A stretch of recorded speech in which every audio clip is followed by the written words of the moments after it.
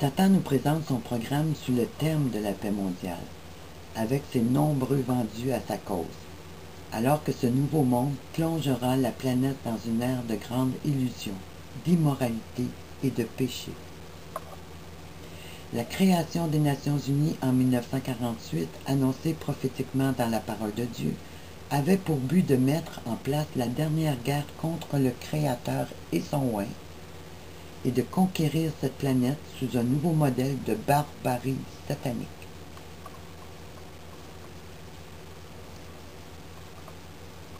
Alors, cette arche de l'Alliance, dont je vous montre la photo,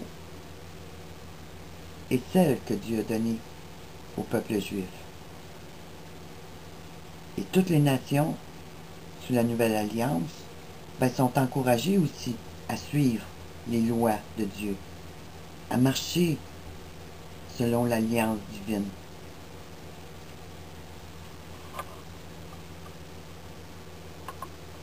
Mais cette arche est remplacée par l'arche de l'espoir, qui est une contrefaçon.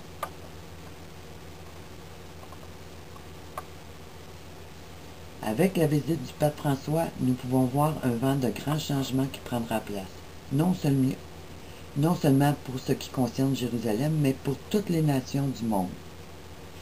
Il est fort à parier que les Nations Unies reconnaîtront très prochainement Jérusalem comme capitale du monde entier et que tout deviendra sous l'autorité de Rome.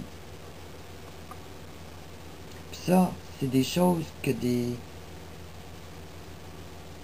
hommes de Dieu disent depuis longtemps parce qu'ils connaissent les Écritures. Ils ont donné les versets qui prouvent ces choses-là. Alors prenez le temps d'investiguer vous aussi parce que c'est une grande prophétie qui est sur le point d'être accomplie. Les nombreuses alliances faites ces dernières années et ces derniers mois vont toutes dans ce sens.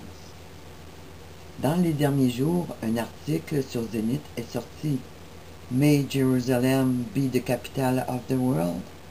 Alors, est-ce que Jérusalem pourrait devenir la capitale du monde? Un document d'une telle importance n'est certes pas le fruit du hasard. Ça tombe bien à point dans le contexte politique qui se passe présentement. Au contraire, il nous montre bien les intentions des Nations Unies et de Rome dans sa nouvelle conquête sur Jérusalem. C'est une nouvelle croisade. Ça fait longtemps que j'en parle. Que le pape et Rome ont lancé une nouvelle croisade sur Jérusalem. Mais c'est commencé quand on voit les tensions qui se passent entre la Palestine et Israël. Le Hamas, les Palestiniens qui bombardent constamment Israël, puis qu'Israël est obligé de répondre pour se protéger. Puis qu'on voit qu'aux Nations Unies, c'est Israël qui est accusé de perpétrer tous ces attentats, alors que c'est l'inverse qui se passe. Je ne vous dis pas qu'Israël est blanc comme neige, là, parce que le péché, il est là constamment en Israël. Là. Il s'est associé aux nations concernant plusieurs choses interdites par Dieu. Mais le jugement vient sur Israël à cause de ça. Mais concernant la situation présente, c'est pas Israël qui fout le bordel. C'est les Palestiniens, sauf que c'est Israël qui est accusé, et les Palestiniens, eux autres sont considérés comme des martyrs, sont considérés comme des libérateurs de la Palestine. Puis ça commence à se répandre partout dans les pays. Là. Ils ne sont plus considérés comme une organisation terroriste, mais comme des libérateurs pour apporter la paix à Jérusalem. La Hamas, c'est une grande armée qui est sous le règne du Vatican. C'est une sainte armée, si on peut dire, du Vatican, comme tant d'autres groupes.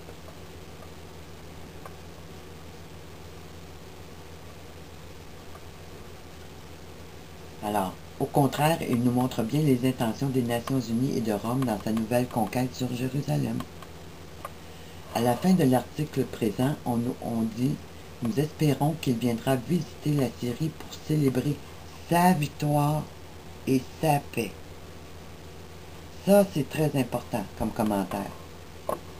Donc, on voit bien que par ce commentaire-là, lors de la visite du pape en Terre Sainte, eh bien, j'ai l'impression, moi, il est donc clair que lors de la visite du pape François en Terre Sainte, du 24 au 26 mai 2014, les clés de la cité de Dieu seront remis à son usurpateur, le pape François, qui en prendra le plein contrôle et qui dirigera la terre entière avec une main de fer sous les lois de la charia.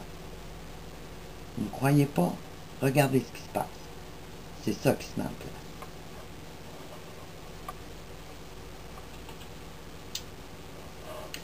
Cela durera jusqu'au retour du Messie d'Israël. Nous devons regarder dans Apocalypse 11:15 à la 7e trompette pour voir exactement quand le Messie interviendra contre les deux bêtes. Et il y eut dans le ciel de fortes voix qui disaient: le royaume du monde est remis à notre Seigneur et à son Christ, et il régnera au siècle des siècles. Pourquoi cette phrase? Parce que Dieu, quand il apporte ses jugements, il remet le pouvoir à un groupe qui a été choisi sur la planète pour amener ses jugements. Alors c'est pour ça que présentement, c'est comme si Dieu, Jésus-Christ, s'était comme retiré. Il voit ce qui se passe, mais il a remis le jugement entre les mains d'un groupe. Et puis, à la 7e trompette, Jésus va reprendre son règne. Il va reprendre les pouvoirs qu'il a momentanément mis de côté.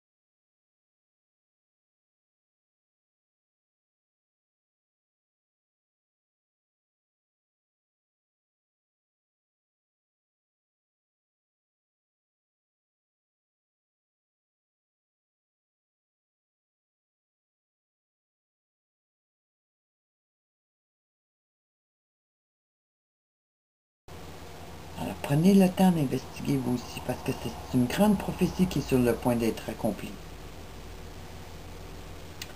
Les nombreuses alliances faites ces dernières années et ces derniers mois vont toutes dans ce sens. Dans les derniers jours, un article sur Zenith est sorti. May Jerusalem be the capital of the world? Alors, est-ce que Jérusalem pourrait devenir la capitale du monde? Un document d'une telle importance n'est certes pas le fruit du hasard. Ça tombe bien à point dans le contexte politique qui se passe présentement. Au contraire, il nous montre bien les intentions des Nations Unies et de Rome dans sa nouvelle conquête sur Jérusalem. C'est une nouvelle croisade. Ça fait longtemps que j'en parle. Que le pape et Rome ont lancé une nouvelle croisade sur Jérusalem. Mais c'est commencé quand on voit les tensions qui se passent entre la Palestine et Israël. Le Hamas, les Palestiniens qui ils bombardent constamment Israël, puis qu'Israël est obligé de répondre pour se protéger. Puis qu'on voit qu'aux Nations Unies, ben, c'est Israël qui est accusé de perpétrer tous ces attentats, alors que c'est l'inverse qui se passe. Je vous dis pas qu'Israël est blanc comme neige, là, parce que le péché, il est là constamment en Israël. Là. Il s'est associé aux nations concernant plusieurs choses interdites par Dieu. Mais le jugement vient sur Israël à cause de ça. Mais concernant la situation présente, ben, c'est pas Israël qui fout le bordel. C'est les Palestiniens, sauf que c'est Israël qui est accusé, et les Palestiniens, ben, eux autres sont considérés comme des martyrs, ils sont considérés comme des libérateurs de la Palestine. Puis ça commence à se répandre partout dans les pays. Là. Ils ne sont plus considérés comme une organisation terroriste, mais comme des libérateurs pour apporter la paix à Jérusalem. La Hamas, c'est une grande armée qui est sous le règne du Vatican. C'est une sainte armée, si on peut dire, du Vatican, comme tant d'autres groupes.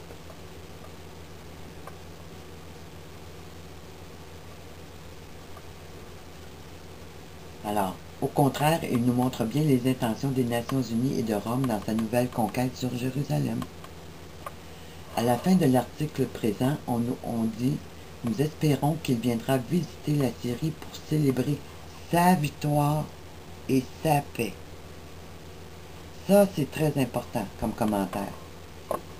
Donc, on voit bien que par ce commentaire-là, lors de la visite du pape en Terre Sainte, eh bien, j'ai l'impression, moi, il est donc clair que lors de la visite du pape François en Terre Sainte, du 24 au 26 mai 2014, les clés de la cité de Dieu seront remis à son usurpateur, le pape François, qui en prendra le plein contrôle et qui dirigera la terre entière avec une main de fer sous les lois de la charia.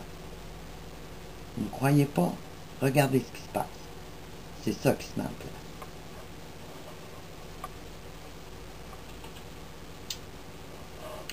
Cela durera jusqu'au retour du Messie d'Israël.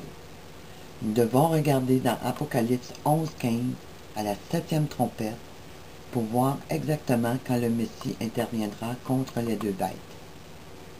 Et il y eut dans le ciel de fortes voix qui disaient « Le royaume du monde est remis à notre Seigneur et à son Christ, et il régnera au siècle des siècles. »